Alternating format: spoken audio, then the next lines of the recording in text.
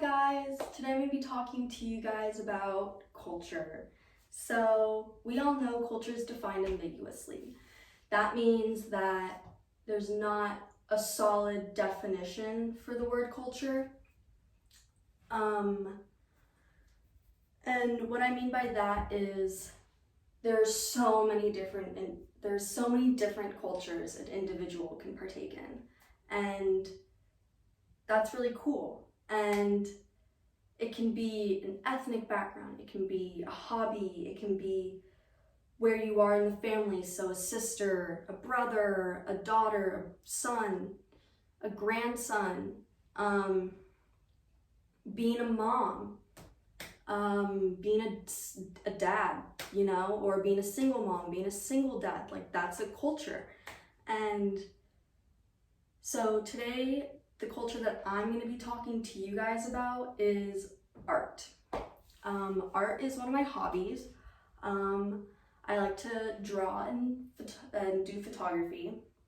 But what I love about art is that it's so expressive and it can speak so many volumes. And it's also very versatile. So I'm going to start off with being expressive. So I don't know if any of you guys have heard the phrase, a picture tells 1,000 words or more. And when it comes to art, that is very true. Not only with a literal photo, so with photography, but also with paintings or sculptures or any sort of form of art. It's so expressive. And say like you're in an art class. You have two students.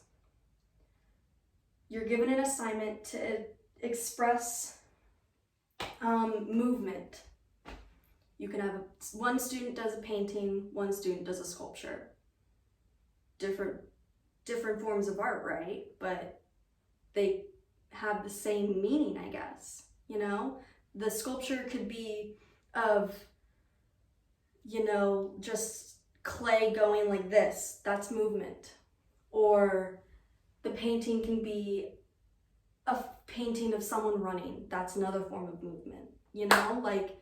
It's just so expressive and in so many different ways. And that's what I love about it. You can't tell, but I have the chills just thinking about it. And that's really cheesy, but that's just what it does to me. I guess you could say I'm passionate about it. And yeah, it's just really fun. There are many different versatiles of art. And what I mean by that is it could be, like I said, a painting, a sculpture, photography. It could be even a dance, like ballet, jazz, anything. Hip hop. Hip hop is one of the biggest forms of expression today, like with rap. That's poetry. Poetry is another form of art. Literature is another form of art that's expressive, and that's just really cool. So yeah, when people ask me what I like to do for fun or as a hobby, I tell them drawing, photography.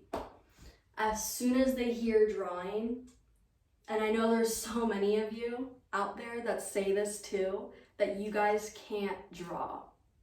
I don't know why, or I do know why, and I will explain it to you, but it grinds my gears when people say that, because you guys can draw. It's just a matter of whether you like it or not.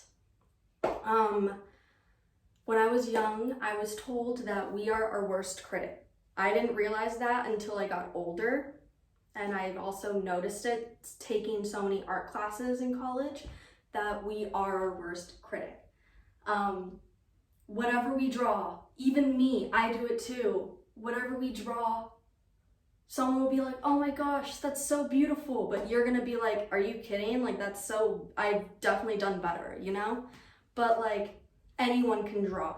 And it could be a line, it could be a dot drawing. There's different types of drawing skills. There's sketching, there's cross-hatching. So sketching, your typical sketching, hold the pencil lightly, Or, sorry, I'm running out of breath. Or there's cross hatching, and that's when you just go like this diagonally with the pencil or whatever you're drawing with. Cross hatching, simple.